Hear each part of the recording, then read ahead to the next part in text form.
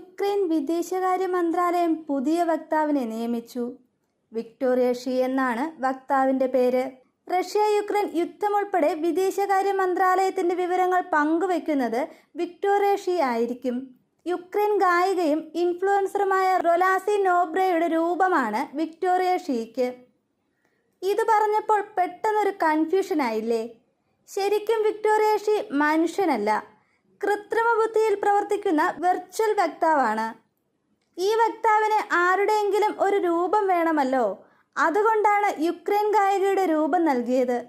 ഇപ്പോഴെല്ലാം വ്യക്തമായില്ലേ? Dear members of the media and the public, I welcome you. My name is Victoria Shee.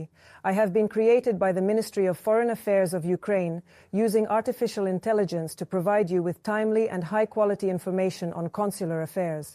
I am a digital person. That means that the text you hear was not read by a real person. It was generated by artificial intelligence. I will carry out a number of tasks. First and foremost, I will inform the public, providing timely and verified information from Ukraine's consular service. I will provide journalists with updates about the work of consuls in protecting the rights and interests of Ukrainian citizens abroad. At the bottom corner of this video, you can see a QR code.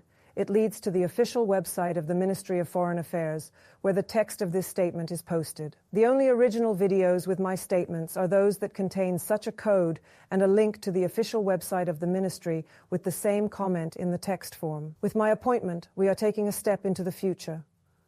I look forward to our fruitful cooperation. Game changers എന്ന ടീമാണ് വിക്ടോറിയയുടെ നിർമ്മാതാക്കൾ. മനുഷ്യന്റെ സംസാര രീതിയും ഭാവവുമെല്ലാം വിക്ടോറിയയ്ക്കും ഉണ്ടാകും.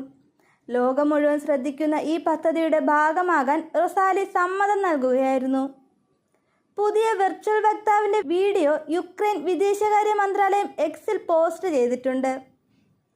വിദേശ മന്ത്രാലയത്തിൻ്റെ ഔദ്യോഗിക വെബ്സൈറ്റിലും സോഷ്യൽ മീഡിയ അക്കൗണ്ടുകളിലുമാണ് വിക്ടോറിയ ഷീയുടെ പ്രതികരണങ്ങൾ അപ്ലോഡ് ചെയ്യുക. റൊസാലി നോബ്രയുടെ സമ്മതത്തോടെയാണ് അവരുടെ ശബ്ദവും രൂപവും വിക്ടോറിയ ഷീക്ക് നൽകിയതെന്ന് മന്ത്രാലയം വ്യക്തമാക്കിയിട്ടുണ്ട്. ഇനി യുക്രൈനുമായി ബന്ധപ്പെട്ട വാർത്തകൾ മാധ്യമപ്രവർത്തകർക്ക് നൽകുന്നത് വിക്ടോറിയ ഷീ ആയിരിക്കും. അതേസമയം വിക്ടോറിയയുടെ വ്യാജപ്പതിപ്പ് നിർമ്മിക്കാൻ സാധ്യതയുള്ളതിനാൽ അത് തടയാനുള്ള മുൻകരുതലുകൾ അധികൃതർ സ്വീകരിച്ചിട്ടുണ്ടെന്നാണ് റിപ്പോർട്ടുകൾ.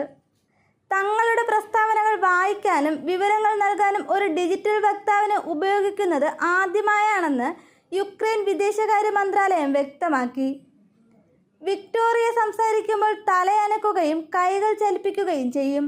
വിക്ടോറിയ നൽകുന്ന പ്രസ്താവനകൾ കൃത്രിമ ബുദ്ധി വഴി നിർമ്മിക്കുന്നതല്ലെന്നും പകരം മനുഷ്യർ എഴുതി പരിശോധിച്ച് കൃത്യത വരുത്തുന്നതാണെന്നും വാർത്താ ഏജൻസിയായ AFP റിപ്പോർട്ട് ചെയ്യുന്നു. അതേസമയം ലോകത്തിൽ തന്നെ പുതിയ പദ്ധതിയാണ് വിക്ടോറിയ ഷീ എന്ന് യുക്രൈൻ വിദേശകാര്യമന്ത്രി ദിമിത്രോ കുലേബ പറയുന്നുണ്ട്. നയതന്ത്ര ലോകത്ത് കൂടുതൽ സമയലാഭത്തിനും കാര്യക്ഷമതയ്ക്കും വേണ്ടിയിട്ടാണ് ഇത്തരത്തിലൊരു AI വക്താവിനെ അവതരിപ്പിക്കാൻ പ്രധാന കാരണമെന്നും കുലേബ കൂട്ടിച്ചേർത്തു. ഇതോടെ യുക്രൈൻ്റെ നയതന്ത്ര ഇടപാടുകൾ കൂടുതൽ സുഗമമാകുമെന്നാണ് വിലയിരുത്തലുകൾ.